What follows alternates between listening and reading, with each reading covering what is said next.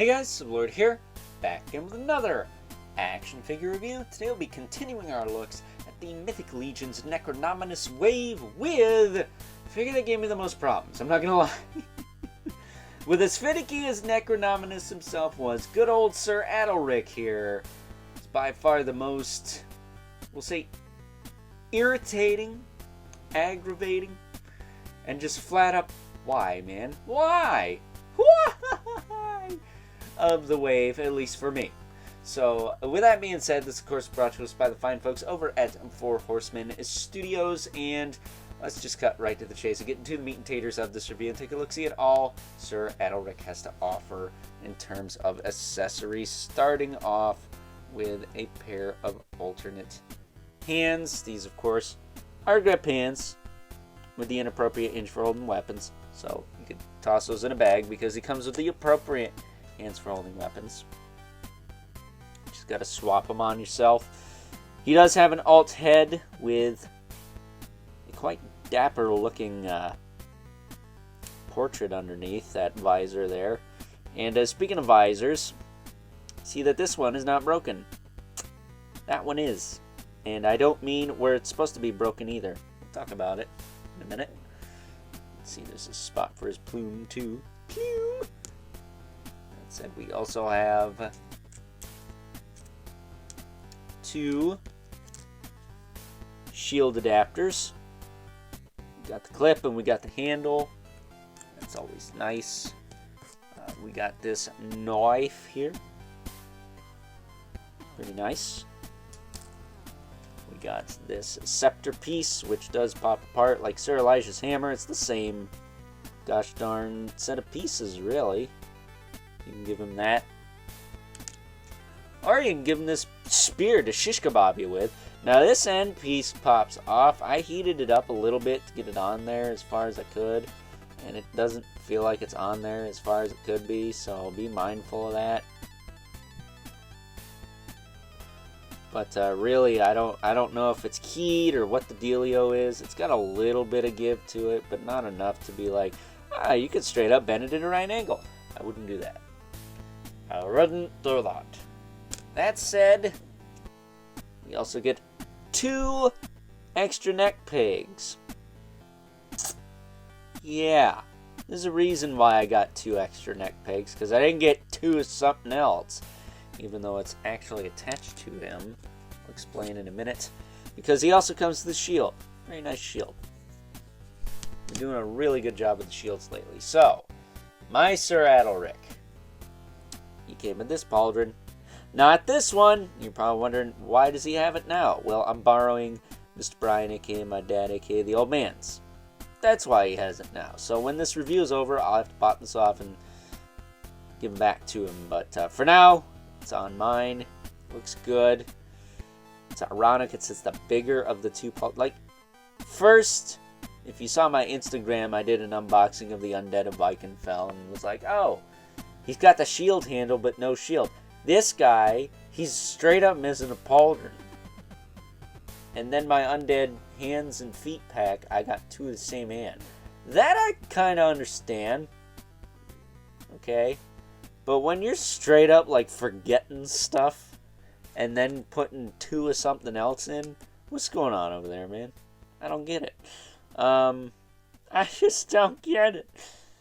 That said, as far as this visor goes, I'm guessing it was already kind of jacked when it was packaged because this was not attached on this side when I initially opened it. And when I tried to pop it in, it just cracked. Like, it was effortless. So, I'm going to have to email customer service about that, amongst a couple other things. And, yeah, that blows. Thankfully, it still functions, despite the fact it is broken. So, if you super glued it, probably make it work, but homie don't roll like that. Homie wants figures not to be broken. So, there you go. That's my story, and I'm sticking to it. If you don't like it, kiss it. That said, I will say the Horsemen were very generous in giving you an entire head and not just the faceplate and the visor to avoid breakage. But of course, because I am me, I got breakage anyways. Go figure. As far as his articulation goes, his head,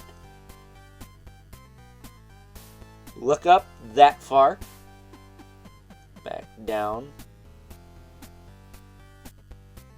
It is on a hinge, but it's very stuck.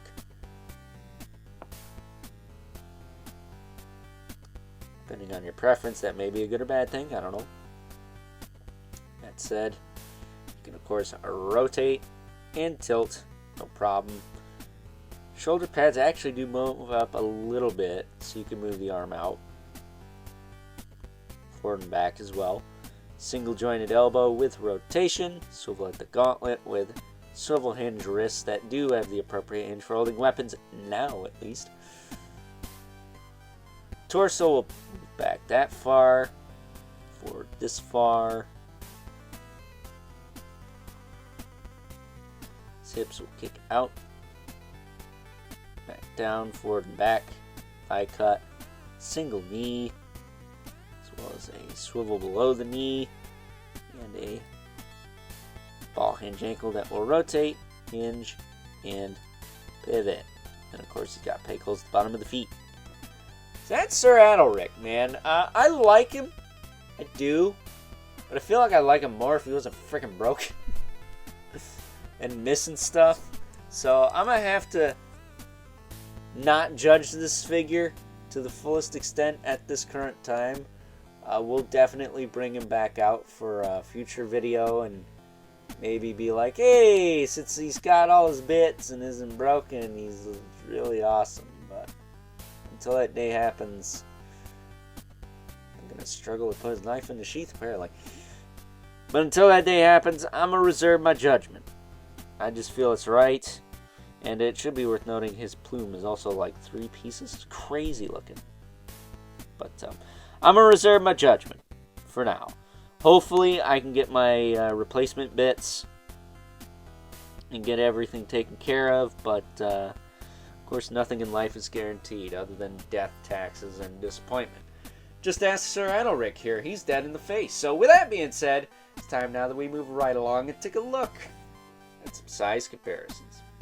First up, here is good old Sir Adalric alongside the other characters from the Order of Aetheron, released as a part of the Necronominus wave. We have good old Sir Elijah to the left, looking very much dead in the face there, much like Sir Adalric here. And then we also have Sir Gideon Heavensbrand to the right, looking very much alive in the face, unlike his compadres. Again, I said this in the Sir Elijah review earlier today.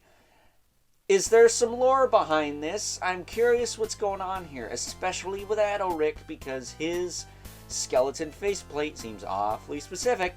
That said, stay tuned, because tomorrow we're going to be wrapping up the Necronominus wave with Sir Gideon Heavensbrand and his mighty steed, Bishop. So, looking forward to that. A lone tear for the Necronominus wave, though. It's been a fun ride, though, right? But as they say, all good things come to an end. That said, bringing in our 2 regulars, Brother Mandibulus. And of course, the infamous Unkur 11 Spawn, who, if we don't count the plume on Sir Adalric's helmet, towers over everyone. So, with that being said, it's time now that we wrap things up with some final thoughts. Overall, and aside from the missing pauldron and busted visor on my particular figure, just a reminder for those of you who missed it, I am borrowing my dad's pauldron for the right side. That's why he's got it. I will say that good old Sir Adalric has the potential to be a very cool knight figure from the Mythic Legions line, but until I get those issues resolved, I'm going to say this. Be careful getting him out of the package and make sure you got all the pieces. Had a couple of instances now where I've been missing stuff or I've gotten the wrong piece, and it's happened in less than, we'll say, 2 months' time, which is a no bueno for this guy, especially since it's going to take probably another month to get the part. I understand why, but it does suck. You wait 2 years for something, and, you know. So, with that being said, I hope you guys enjoyed this review. Until next time, I'll catch you guys later.